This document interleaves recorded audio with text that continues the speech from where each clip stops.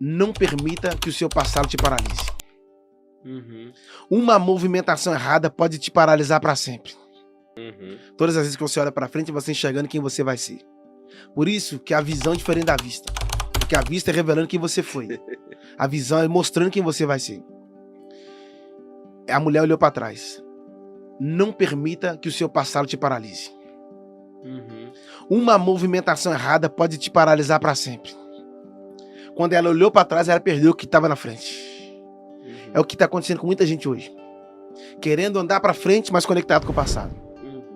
Elas estão de costas para o futuro e de frente para o passado. Ela olhou para trás e nunca mais conseguiu olhar para frente. E Deus está nos dando a oportunidade para olhar para frente, para nunca mais querer olhar para trás. Ela virou uma estátua de sal. Alguém me perguntou um dia, por que Ló não foi buscar a mulher dele? Eu falei, irmão, porque carregar estátua é pesado. Tem muito casamento que o cara tá carregando estátua. Ou a mulher tá carregando estátua, porque é pesado. Tem olho, mas não vê. Tem boca, mas não fala. Tem mãos, mas não se move. Entende? Deus não te chamou para ser uma estátua de sal. Ele te chamou para ser um sal em movimento. Sabe qual a diferença entre o tolo e o sábio? O tolo fala para depois pensar. Já o sábio pensa. E o sábio pensa para depois... para depois falar.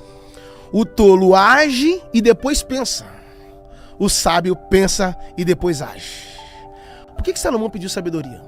Por que Salomão pediu sabedoria? Por que ele não pediu fama? Por que ele não pediu glória? Por que ele não pediu riqueza? Por que ele não pediu poder? Por que ele pediu sabedoria? Porque glória não gera sabedoria, nome não gera sabedoria, fama não gera sabedoria, status não gera sabedoria, glória não gera sabedoria. Mas sabedoria gera glória, sabedoria gera poder, sabedoria gera status, sabedoria gera riqueza. Ele falou, Deus, me dê sabedoria para sair e entrar diante do povo. Ele não pediu sabedoria para entrar, ele pediu sabedoria para sair. Por que ele pediu sabedoria para sair? Porque para você entrar numa confusão, você não precisa ser sábio, você pode ser tolo. Para você entrar numa briga, você não precisa ser sábio, você pode ser tolo.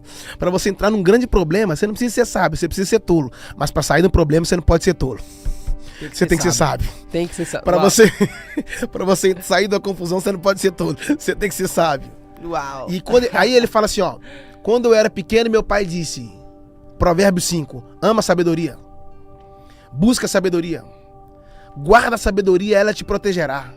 A sabedoria é a principal coisa. Ele ouviu isso do pai dele quando ele era pequeno. Quando ele cresceu, Deus perguntou para ele, e aí, o que você quer que eu te faça? Ele virou e falou, eu quero sabedoria. Porque meu pai me ensinou que a coisa mais importante é ter sabedoria. Ter sabedoria. E sabe qual é o detalhe entre a sabedoria? É que a diferença entre o tolo e o sábio. Sabe qual a diferença entre o tolo e o sábio? Qual a diferença entre o tolo e o sábio? É que o tolo fala para depois pensar. Já o sábio pensa. E o sábio pensa para depois... para depois falar. O tolo age e depois pensa. O sábio pensa e depois age. Todo tolo é precipitado. Por isso que a Bíblia diz que o sábio até em silêncio fala. A maior riqueza que você pode ter é a sabedoria. Quando é que foi a virada de chave na sua vida? E eu respondo o seguinte, eu não sei quando foi a virada de chave. Aí eles perguntam assim, mas como é que você cresceu? Eu falo, eu também não sei. Ah, mas como assim você não sabe explicar como você cresceu? E eu falei, não. Por quê? Porque qualquer crescimento que você explica, então não foi Deus que te fez crescer. Porque quando Deus te faz crescer, você não consegue explicar. Porque a geografia de Deus é diferente da sua. E às vezes o lugar onde você quer crescer, Deus te diminui. E os lugares onde você diminui, Deus te faz crescer. Deus te faz crescer. Então assim, Paulo disse, eu plantei, Apolo regou, mas o crescimento quem dá em Deus. A partida da semente ser liberada é de um. A partir de regar a semente é do outro. Mas o papel de fazer crescer não é meu. É dele. E é engraçado, a semente tem que descer, a água tem que descer para a árvore subir. Então tem gente querendo subir, mas ainda não aprendeu a descer. Porque é descendo que sobe. Toda subida, ela sempre vai ser oriunda de uma descida. Por isso que Jesus encontrou com Zaqueu, que a gente acha que Zaqueu é uma pessoa, mas Zaqueu é um fruto. Jesus passou lá só para colher ele, que estava na árvore. Zaqueu está na árvore, Jesus passou para colher ele. É um fruto de salvação. Só que um Zaqueu não subiu para ver Jesus? Eu já peguei isso aqui e caramba, eu nunca tinha pensado. Ele Zaqueu é um fruto. É uma árvore, é um fruto. E é lindo que Jesus não mandou ele cair. Jesus mandou ele descer. Porque se o fruto cair, ele racha. Toda queda te machuca. Toda queda te divide. Toda queda te racha no meio. Há uma ruptura.